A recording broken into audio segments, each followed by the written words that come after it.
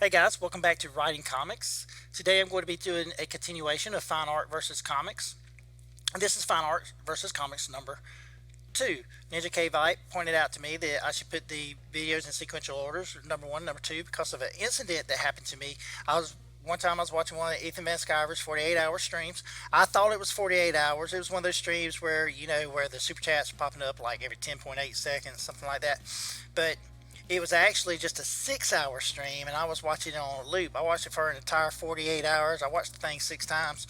So I decided that I would do you guys a favor and just put the number at the end of each video. That way you can find what you're looking for easily. Also, it was pointed out to me that some of you lesser people may not have ever gone to a fine art auction, so that I may need to talk about some of the behind the scenes of that world, because I was told that people might be interested in that, and because my fine art eye is so in demand, I get invited to a lot of them. You people probably won't ever get invited to one, but so first thing they do is they try to get you drunk. You gotta go in there, and it's not gonna. They gotta offer you wine. It's not gonna be any of that good wine like Don DeLay would ship you from the Everglades, Florida, down there, or straight off the home brewery.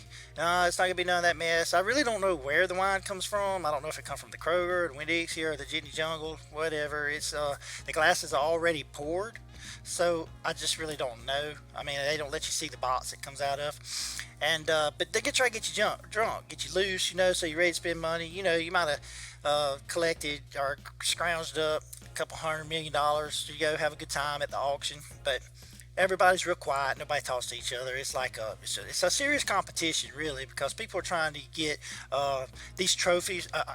They're trying to get this fine art for the cheapest price that they can. And so people really don't never talk. I saw one lady talk one time, and she was like, it was actually the only time I ever seen one of the bidders say anything. She had bought a painting, and she's like, I spent $118.5 million on that, and I really didn't even like it. And she was all distraught. But anyway, that's beside the point. Now, the cheap seats are in the front. At a fine art auction, you don't want to go to the front. You want to be in the back, because that way you can see who's bidding against you. This is an insider tip, so I mean, let's just keep it between us. But you want to be in the back because you want to see who is bidding against you. Because if somebody has more money than you, then you automatically know they're gonna outbid you. There ain't no sense if it's like Bloomberg up there or Bezos or one of them dudes up there. I mean, they ain't even no sense in bidding on it. But you want to see when people are holding up their the paddles. Oh my God, the paddles are a different thing. First we had paper, then we had plastic, and then plastic happened with the straws and everything. It's a whole environmental mess. So they got rid of the plastic because you want to be environmental conscious. So then they got the paper. I'm just gonna let the experts sort out which one is better to use for a paddle. I just assume to pull on my ear, and that's what a lot of people do, and that's what you want to see by sitting in the back, because people pull on their ear and they'll tap their nose and they'll give all kinds of signs, but nobody says nothing. And the auctioneer, he gets up there, he's real polite and real posh, and he does his thing, and he sells his art, and it's not any real art. I mean, it's not by anybody you would know. It's always by some kind of Pollock or Van Gogh, or I think a lady bought a black market Da Vinci manuscript one time. I'm not sure. I'm not sure who it was by. I think it was a Da Vinci guy, but it's not by anybody. It's not. It's no art. It's none of the art by anybody that you would know, like Eisner or Ditka or Kirby or Stan Lee's son, I forgot his name, Jim Lee. It's none of that stuff that people you would know, but it's a fun time, if you ever get invited. I doubt you will. But anyway, here is the second video. I hope you enjoy after the crawl. Oh, subscribe, like, hit the notification bell. Do it now.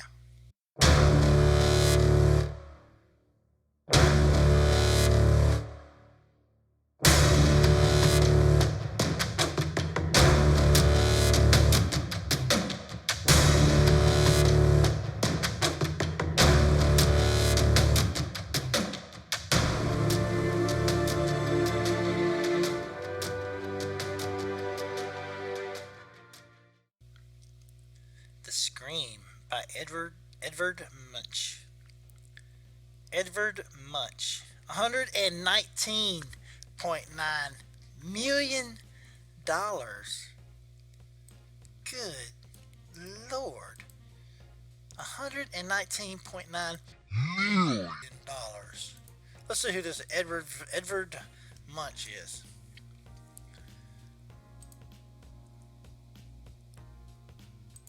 Alright. Alright. That's not bad. It's not bad.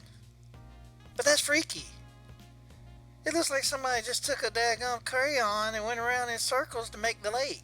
You know, and they run out of blue, so they throw them some gold up in there. The Scream. Edvard Munch. And yeah, this dude stole that. He stole that idea from A Christmas Story. That's like a cross between A Christmas Story and A Nightmare Before Christmas.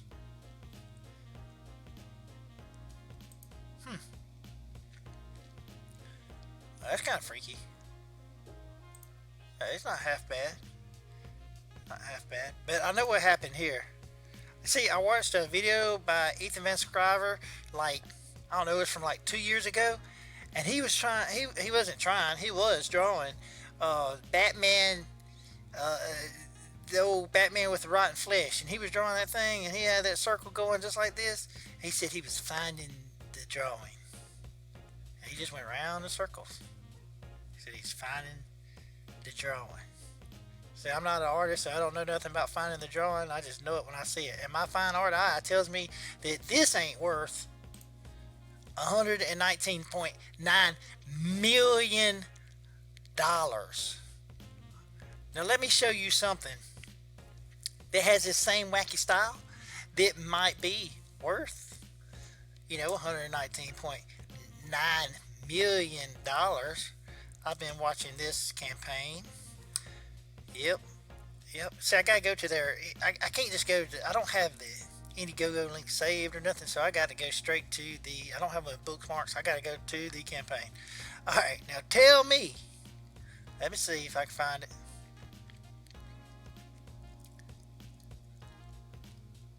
Come on, load up. Load up. Now let me tell you something. If you were to take Wart the Wizard, you're supposed to take that hat off, and you're supposed to put him in some kind of, freaky LSD-induced dream, that is exactly what you would get. You can't tell me that ain't Wart the Wizard. This guy, wrong tab. This Edvard Munch guy, no doubt ripped off Mandy Summers with Wart the Wizard. You cannot tell me there is any difference between him. I mean, look at him close. Take your two eyes and look. Wart the Wizard. Edvard Munch. When you don't even know how to spell Edward. Edvard Munch. $119.9 million. Mandy Summers, you will make $119.5 $119.9. Mandy Summers, you will make $20.5 million on Wart the Wizard before it's over with, because you already got a prototype right here. If you were to clean up this, if you were to clean up this line work right here, give him a little line work, clean up this drawing right here a little bit, put him a hat on, take his hands away from his ears. The only reason you draw the hands up there is because you don't know how to draw them ears. You would have Wart the Wizard. 100% positive. 100% positive. Let's go to the next one. I'm tired of looking at these rip-off. Adele Bloch-Bauer. Adele Bloch-Bauer. I bet that's how it's said. Adele Bloch-Bauer. Gustav Kim. $135 million. $135 million for that. I mean, I'm looking at it and I don't see it. Unless this right here, this is gold foil, then this ain't $135 million painting. Let's look. Let's look and see who this Adele Bloch-Bauer is. Nope, no. Let's go right. Let's go right here. See you, Wart. Go back, Wart the Wizard, if you haven't already. Okay, so let's see what's going on here. Let's see what this Adele Bloch-Bauer has.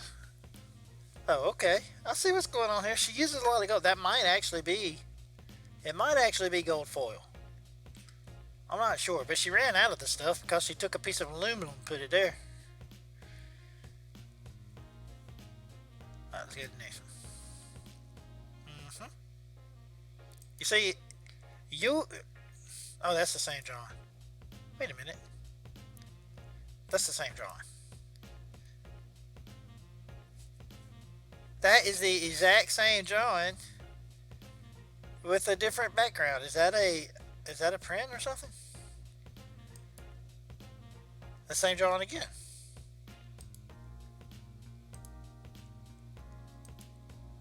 I guess that's the drawing or the picture that she's most famous for. It is a self-portrait. That is exactly what this is. It is a self-portrait. She very much caught her likeness. She did that. She did that. Let's see what else she got. What is this? I need something bigger than that. Look at. Oh, there it is. See, I have figured out what's going on here. See, all these artists, all these famous artists, they got little telltale signs. They're not real artists because they can't draw nothing that looks real. I mean, she's got the face down, and she's got. Let's get something a little bigger up there. Okay, she's got the face down pretty much. I mean, she caught her likeness right there, but she can't draw legs. She can't draw the human body. She can draw all of this, but she can't draw the human body, and that's what's wrong with her. But she sold this bad boy, probably because it's real gold leaf, and aluminum. She sold this bad boy for $135 million. Now, I am at a loss right now for which artist. Let's see. Who can I think of? Let's see what's going on here. Okay, so I have seen this picture before on the Indiegogo. This is not a new picture. This lady is a ripoff too, because let me show you something. All she did was take this lady right here. I mean, you look at it. This lady right here. So this is the exact same. Wait.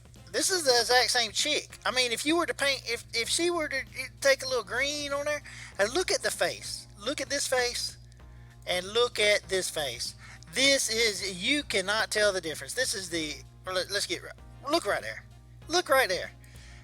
That is the exact same chick. If you were to paint her green and you just put this gold stuff in her hair and stand it up, put a little lightning bolt on the side, throw her some goggles on, throw her these arm things on her, she would be the exact same thing. Preston, you are expected to make on your campaign on Rockabilly Roadtrip. You are expected to make $135.5 million. We're going to blow this Adele Bloch-Bauer out of the water with your campaign. Gustav Klimt, $135 million for that crap. Now take a look at this art. Take a look at the quality of this art. For reals now. I've been joking around, but take a good look at the quality of this art. And then take a look at this art. Now, this is the fine art. Whereas this is just, they threw some gold foil on the canvas, painted a face and some hands on there, and then they just threw a bunch of goobly goo everywhere trying to disguise the fact that they can't draw legs. Now, if you go over here and you look at Preston's campaign, the artist on this, now he knows how to draw a body, and that is a fact, Jack. That right there is what you call fine art. All right, this or this. This or this. It don't take no rocket scientist to decide that this is better than this. It's the same lady, she's just in cosplay right here. If you take this lady right here and you just put her in cosplay, this right here is what you would get. Matter of fact, Preston, he's known to do those, like he did that live action trailer with that car and everything. He probably knows this lady right here and probably got her to pose for this picture, because there's no other way to explain the likeness right here. Preston, I wonder what you're doing. You're trying to get that $135 million So after taking all of the different variables into consideration, I have compared the two campaigns to the comps that I showed previously in the video, and I used my fine art eye to come up with some numbers. I don't want to get your hopes up or anything, so I gave some very conservative numbers. You're probably gonna do better than the estimates that I give, because I try to be conservative with my estimates. And I looked at Wart the Wizard, and I took all of the perks and all of the extras you get with that campaign. So I'm expecting you, Mandy, to make right at $242 million. So you'll be able to do pretty good with that campaign. You might be able to get your second book started, at least, because everybody knows it's expensive to print a comic book, but you'll be able to at least get it started and go on from there. But that being said, now I'm having to, don't, I know that in the comics community, there might be some little bit of infighting and stuff. Don't be jealous, Mandy, but Preston is going to make a little bit more money on his campaign, Rockabilly Roadtrip, but and because I had to take all variables into consideration, and Preston's campaign is geared just a little bit more toward adults, the people who actually do the spending in the household, and Preston's going to make right at this is a conservative number, so just take it at that. After comparing it with the comp, he's going to make right at $342 million on his campaign. So I hope that you enjoyed the video. I hope that you liked what you saw, and if you want, we'll be doing Fine Art versus Comics number 3 coming up shortly, so stay tuned for that. And if you like what you saw, then hit the subscribe button, hit the notification bell, hit the like button, and I hope that all of your dreams come true and that your imagination runs wild. Thanks.